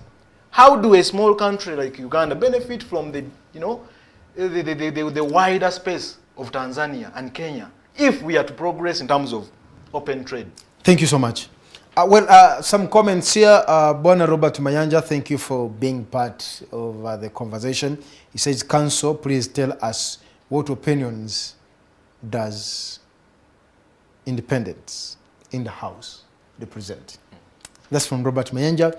And then also says, NUP lost the opportunity of forging a national unity, at least of the opposition parties. You don't make decisions, you don't communicate, and even when you're contacted, you don't respond, but you expect all to follow your decision. That's from Robert Mayanja. And then Jamex Pro, it's just hot.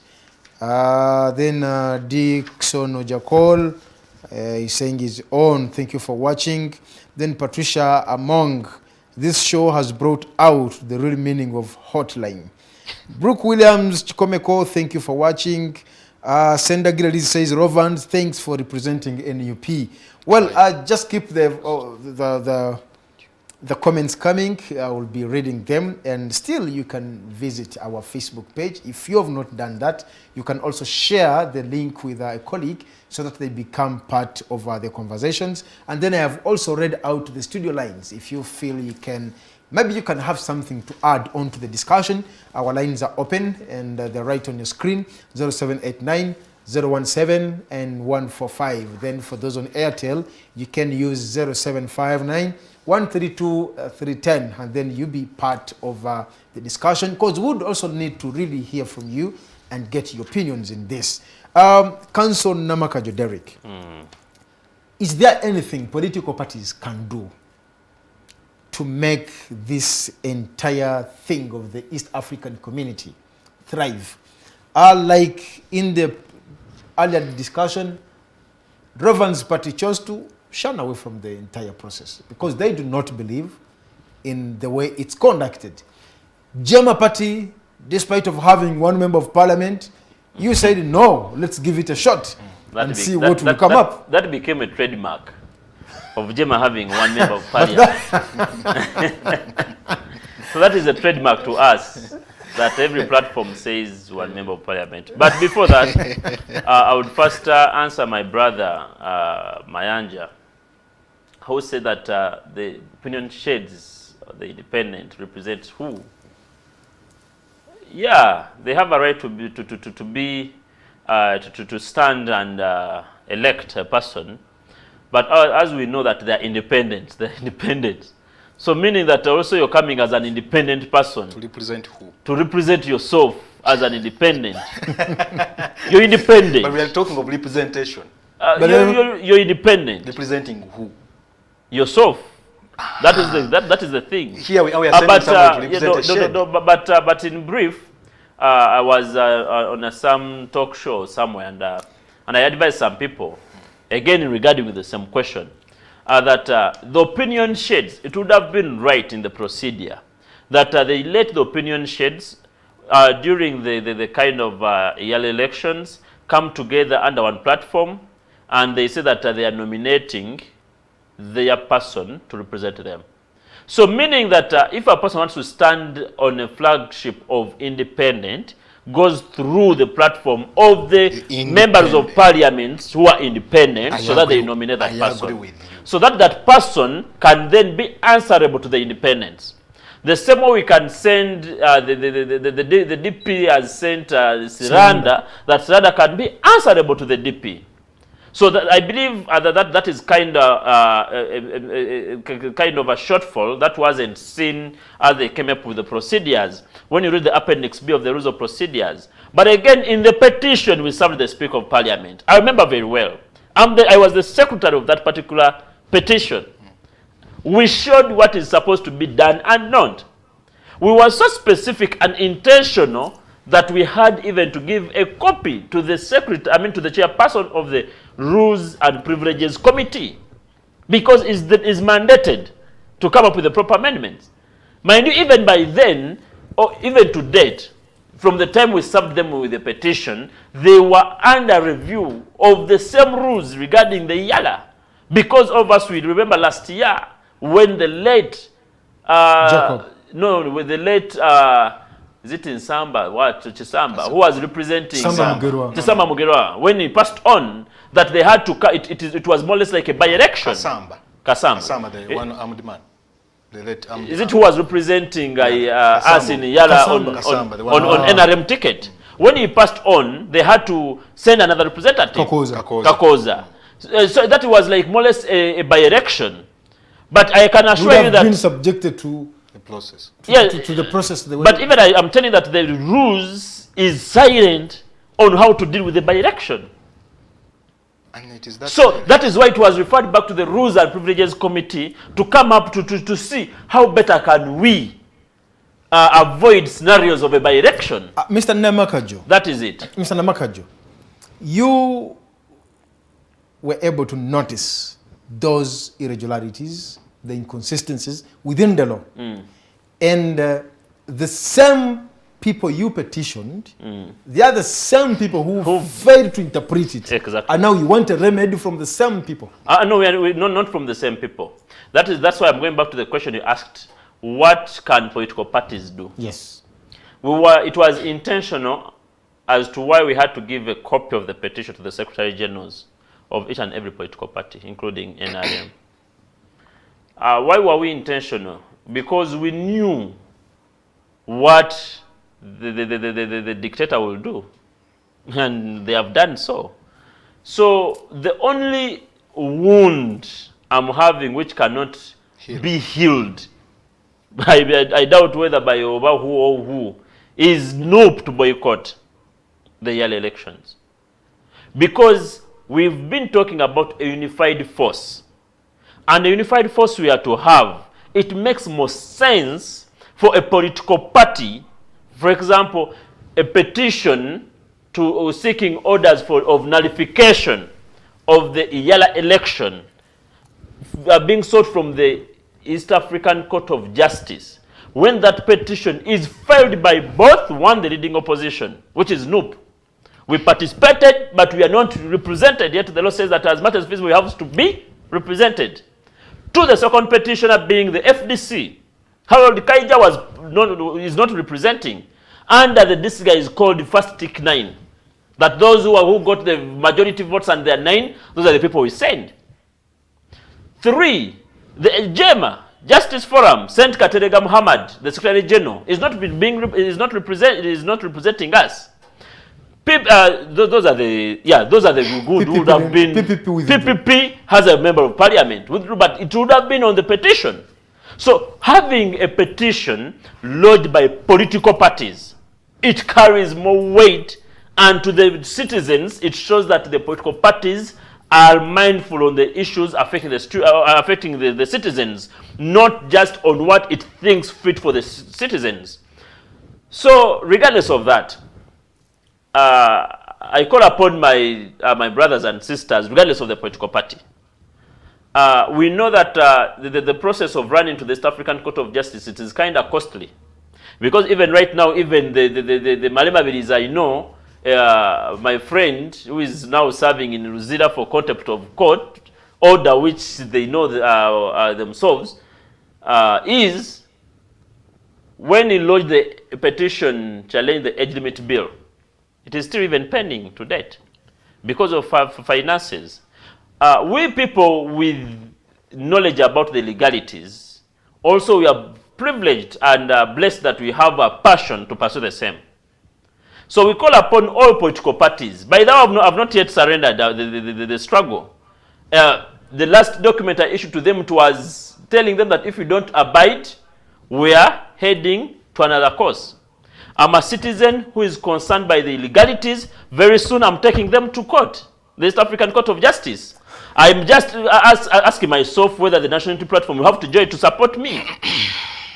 But I know that by the fact that they did not participate, I'm hesitant whether I will get the support from them. Thank you. But I call upon all political parties to support us when, if we are to run to the East African Court of Justice, one, seeking an order nullifying the EALA elections as they were done illegally or they were full of illegalities, inconsistent with the provision of Article 50 of the treaty and the Rule 12 of the Rules of Procedure and other relevant regulations. Thank you so much, Bwana Namakajjo. Yes, I want to go back to my brother Lwanyaga Alex Rovans. Other than seeing NUP boycotting, as you say, because now that is another discussion, very, very, very broad, whether you really did boycott or not. Now, other than that, what else do we have to expect from the NUP in regards to putting things to do with the EALA elections and how we arrive at the 9 members of parliament in order? One, in a family of 2 people, if one of you went to petition, you can only check the lines or the intention and either stand behind him or her. While he's rightly so saying, he served us with the document that they served the Rules and Committee in Parliament. The same questions we had as NUP, the same they had cited. And it was to the confirmation that now that they have cited the same irregularities and questions to the Rules Committee, probably if they get the best justice out of the same, we would go in the process. It took those 5 months checking on the progress of their own, and no response was given. And with the impunity, he will tell you, maybe when they received their documents, they stamped. No response was given to them in writing. Just like he said he submitted it. Because we knew we were only receiving JEMA with 1. So was first to petition. With 1 MP, but yes. got 36 yes. votes. I'm saying, no, before even go to the voting, at least took a lead and petitioned the Rules Committee on the issue without, say, NUP, you are on top of us or you are ahead of us, please, you be the one to present this. But they served us a petition. So what would we have done? To log in a second one or to be behind them? Get me right. So we waited to see what is going to be the decision taken by the Rules Committee on their cries. If nothing came through, and nothing really came through until... Are you sharing a party position or you're giving your opinion? I am giving my opinion, but because I was in the same office that received their documents, and let me mention this. At one point, we even had people that were desirous of the same. But we are like, how do we go in this process? Based on the irregularities cited by the colleagues, the colleagues, JEMA. if they have not gotten justice, at least they are friendly to the other person. For us, we are already quoted as a bad force. Which boycotting has helped some NRM people to win. So I mean, the winning was already decided, and say they are 6 and they are all returning. We never know if we're friendly to I am someone. Saying, much as we should have fronted somebody, the decision was 6 must be returned. 2 from the friendly forces. And the friendly forces were DP, GM, and probably 1 independent. What has changed? Pardon? No, the friendly forces, there is GEMA, UPC, and DP. Yes. What has really come through? So GEMA is a friendly force. We had so. The president said so. Yes. And the voting proved that has really changed. That GEMA is you were able to get 36. Yes. No, it has said that GEMA is what? Even UPC. But FDC had 99. But then how it got it is because probably other factors. So on FDC and GEMA is a friendly force. Being a friendly force, you were able to at least get more 35 votes on top of your party. But if you very well know that we are too much being a friendly force. But my colleague, my comrade, so would you love to be co-opted for you to win an election in EALA? There's nothing like co-opting. The law is clear. What has happened for Slander to win? Slander to win. It is about slander. Let me ask the law is clear. Let me ask this. Every person has to participate. Namakajjo, if NUP participated in this election, would your candidate go through?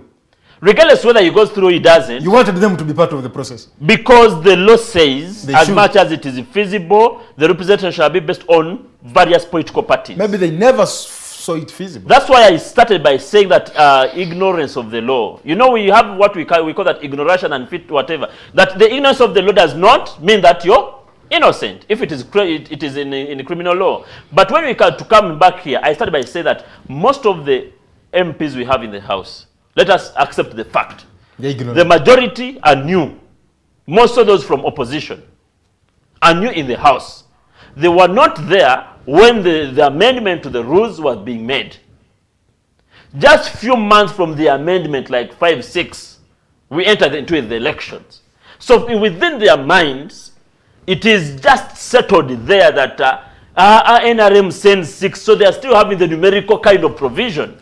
But what do you want them to do if they went to Kororo and they were told 6 people have done tremendous work at EALA? What happened in the general elections when president of the National Unity Platform participated in the elections? We very knew that it is going to be rigged, and he participated. Later on, he went to court. Isn't it a remedy? If you participate? Let me tell you, it was an election, not a selection. This one is a selection. What makes it a selection? What makes it a selection? Even the candidates that knew who is going to win. The voters knew who is going to win. You read Article 50. No, even the voters knew who is going to win. Even the candidates knew who is going to win. Did you know that in the general election, voters at least, apart from those in the system, but you knew that voters go to voting for an election, waiting for all results possible. Anyone can win in an election. But in a selection, it is only a surprise that UPC. So in 2021, you expected Mr. Kyagulanyi to be and he indeed so won. No, my question is, you expected him to be sworn in as the president-elect? He won, only that now. You expected to be sworn in as the president-elect? The first is, if he won, to the next step for forcing the... No, but you expected that he will be won, he will be sworn in. If the depost had not forced himself into the chair. So you expected? Yes. Because the law gives you a right to put up a presidential candidate. Yes. And to campaign, right? Regardless of the outcome. Regardless of the outcome. And he is voted by the citizens, regardless of the outcome, right? Article 50 says, all political parties, as much as it is feasible, shall be whatever represented in parliament, right? Rule 12 says that there shall be an election from those represented in parliament.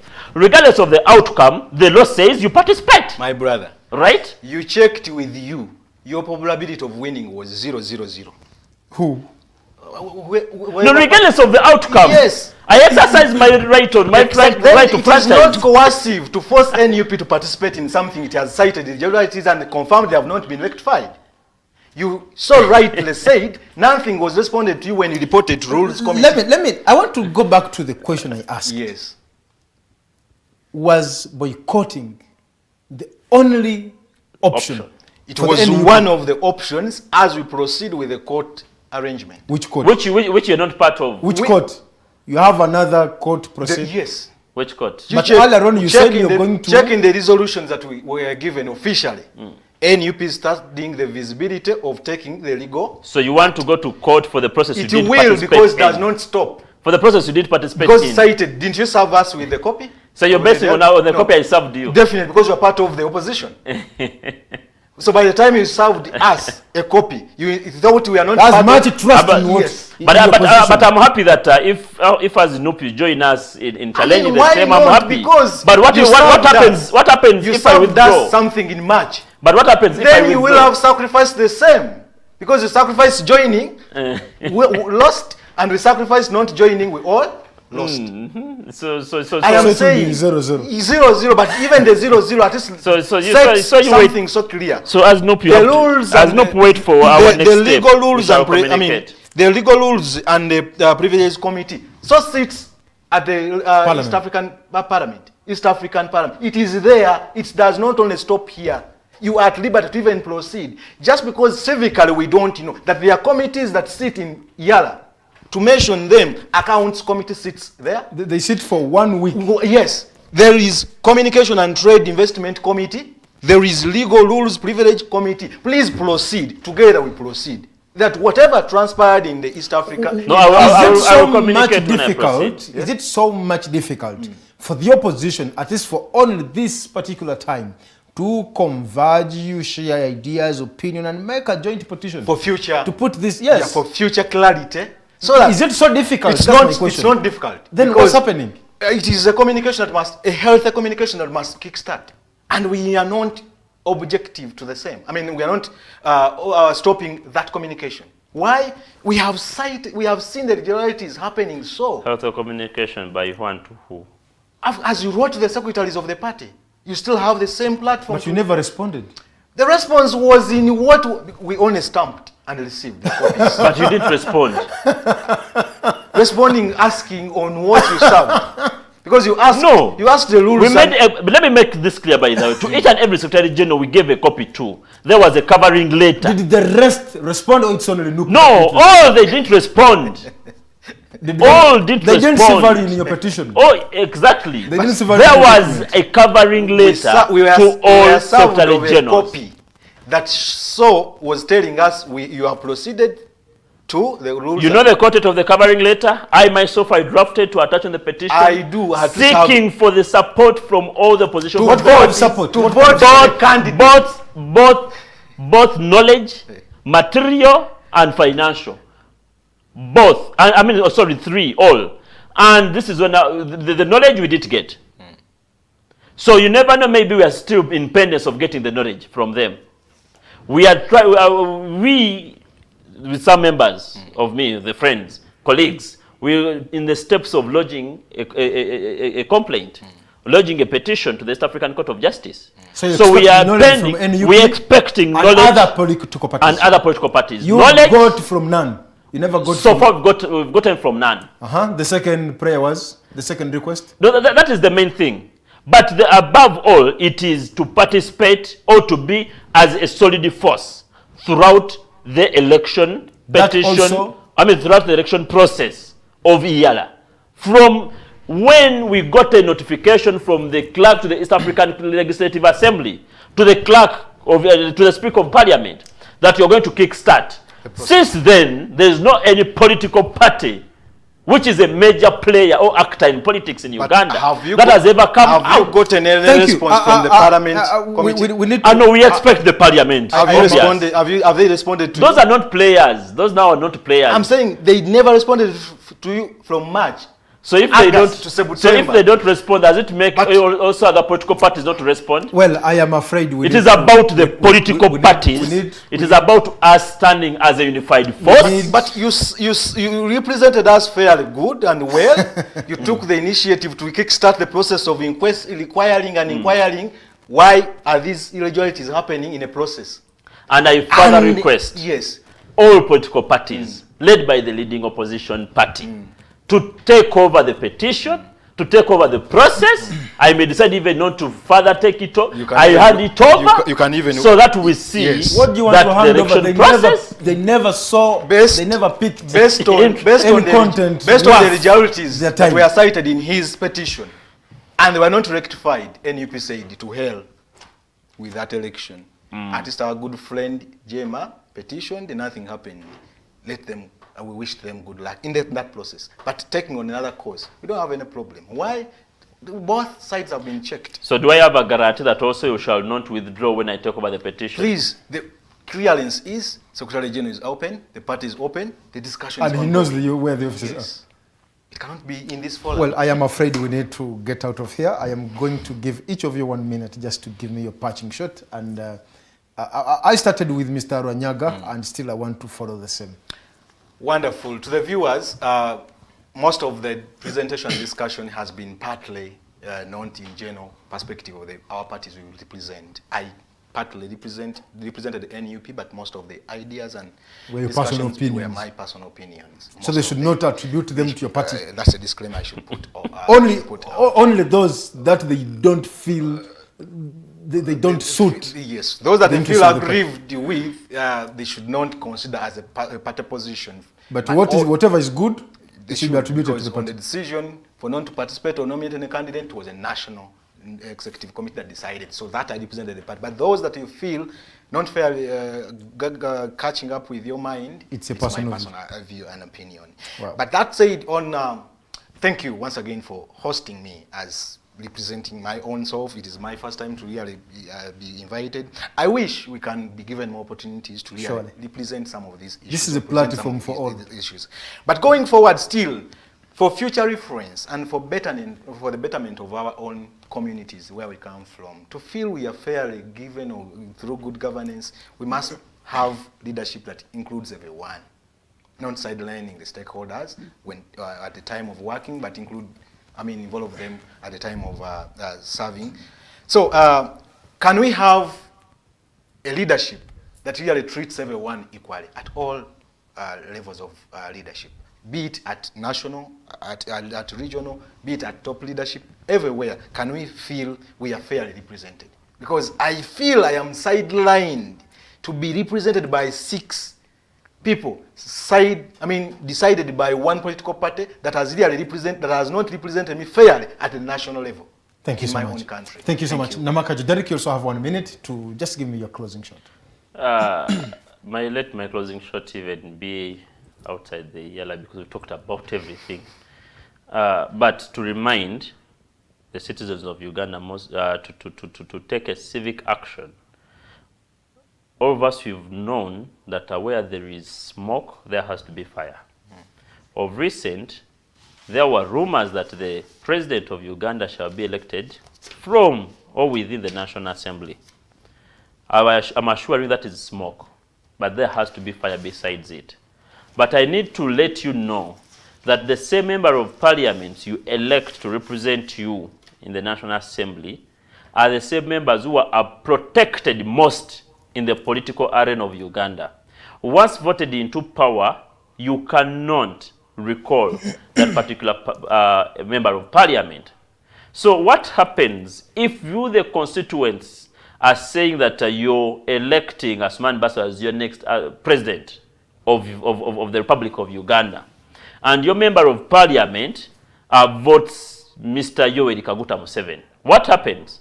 You no longer have a right to recall that person because the provision says within the constitution that the recalling of the member of parliament shall be available when we are in the movement system, not the multi-party political system.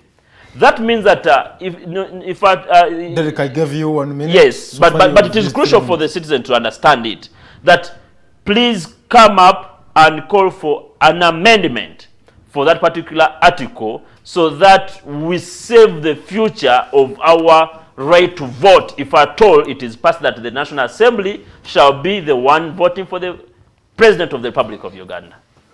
Well, thank you so much. I want to thank my guests. But before we even close the show, for your information, Jessica, the Vice President, Jessica Lupo, the Minister for Internal Affairs, Kahindo Tafire, and the First Minister, Sempija. They've already endorsed Mr. Museveni for 2026 candidature. 2026 as a presidential candidate. Well, this brings us to the end of tonight's edition of the Hotline Show. And in the studios, I've been with Mr. Lwanyaga Alex Rovans and Namakajjo Derrick from two opposition political parties. Well, my name is Abdalla Tiff. Until next Monday again, have a blessed night.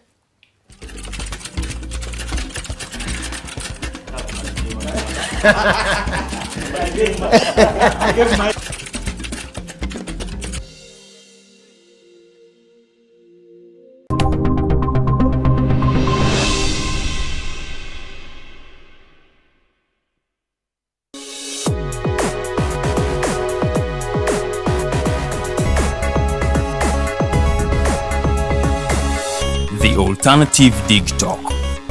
Real issues, real talk.